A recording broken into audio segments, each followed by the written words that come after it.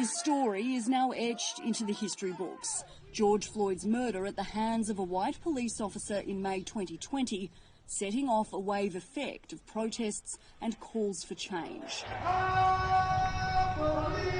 Now the United Nations is officially calling for change too, after a landmark report sparked by his death found racism against people of African descent remains systemic following centuries of mistreatment. Several families described to me the agony they faced in pursuing truth, justice and redress, and the distressing presumption that their loved ones somehow deserve it. It is disheartening that the system is not stepping up to support them. This must change.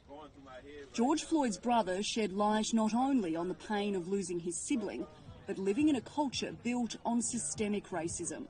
We live in this place where it's supposed to be the land of the free. But if people are dying because they looked at their cell phones and people thinking it's a gun, or you're dying because people just scared of you, it's a problem.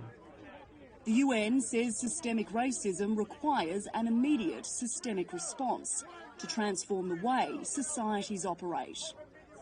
This will involve reimagining policing and reforming the criminal justice system, which have consistently produced discriminatory outcomes for people of African descent. Only approaches that tackle both the endemic shortcomings in law enforcement and address systemic racism and the legacies it is built on will do justice to the memory of George Floyd and so many others whose lives have been lost or irreparably damaged.